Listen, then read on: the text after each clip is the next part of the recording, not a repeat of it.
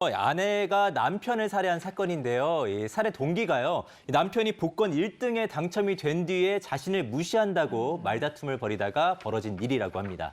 근데 남편이 복권에 당첨됐어도 어째 부부는 일심동체잖아요. 남편 돈이 내 돈이고 내 돈이 남편 돈이고 그렇잖아요. 근데 이게 부부싸움은 할 수 있어요. 근데 그게 살인으로까지 갔다는 게 이해가 안 돼요. 네, 이제 복권 당첨 후에 남편의 마음이 굉장히 많이 변한 것 같아요. 보니까요, 남편 B 씨는요, 복권 1등에 당첨이 돼서 당첨금이 무려 7억 8천만 원이었습니다. 이 돈을 받고서는 이 돈에 대한 집착을 이때부터 좀 보였다고 해요. 이때부터 아내 A 씨에게 폭언을 일삼은 것으로 보입니다. 돈이 생겼는데 돈에 집착을 한다니까 이게 이해가 안 되죠. 안 그래요?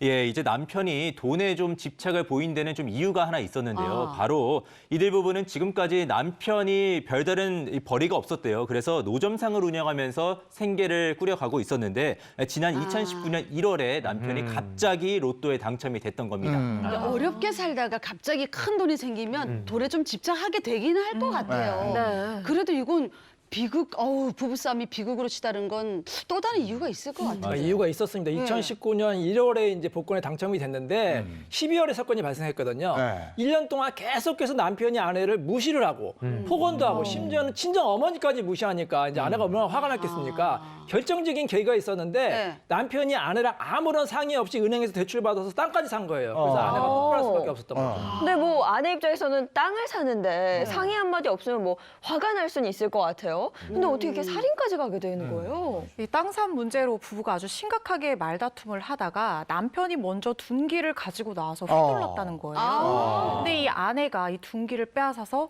그만 남편의 머리를 내리쳐서 이런 극단적인 상황까지 초래가 됐다고 합니다.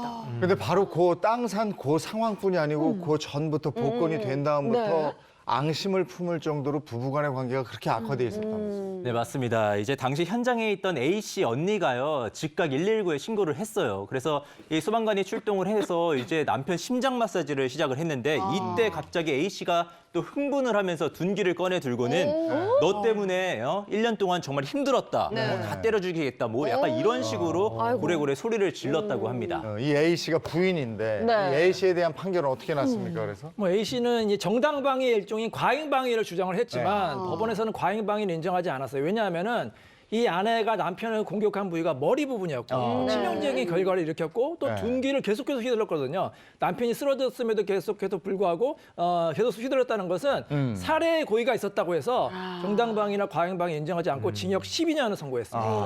그럼 아내가 주장하는 그 과잉방위가 인정되려면 어떤 게 있어야 돼요?